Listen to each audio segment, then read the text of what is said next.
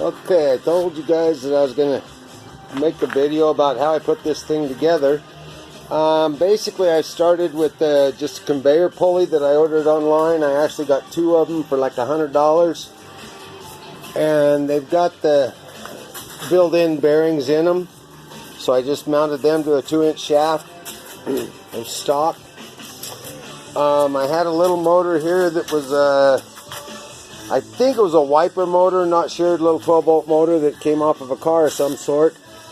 The gear that was on it just happened to fit perfectly with that socket tight enough that I could press it with my press.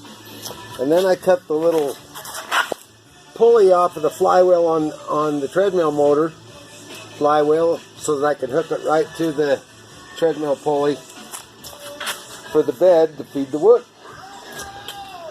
Anyway, I had this metal frame that I just needed to put together and welded it up. And then I took a bunch of this all thread, took 4 of them, bent them into 90s, and hung them on this steel table just for my adjustments. And they also are carry all the weight for the table, which kind of makes them nice. Now once I get these back here adjusted to where I'm perfectly level with my drum, then I can lock them in. I've got bolts on the top and the bottom here to be able to lock those in.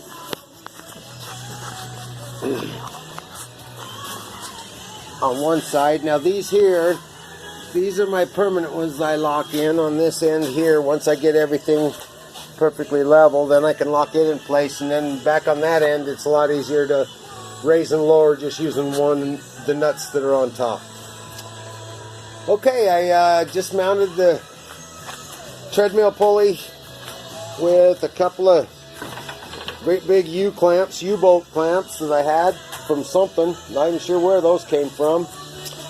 I'm using 2 different controls, 2 different treadmill controls from 2 completely separate machines. One of them runs the drum, runs the motor for the drum, and the other one controls the speed for this little drive motor. The little drive motor control used to be separate, but I drilled a hole and mounted it to this board, which was on the other treadmill. And so now, basically all we got to do is press the go fast button.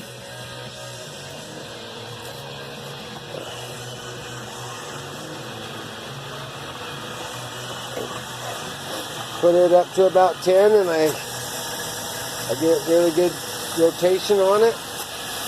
And then I can adjust the speed control here with this little rheostat.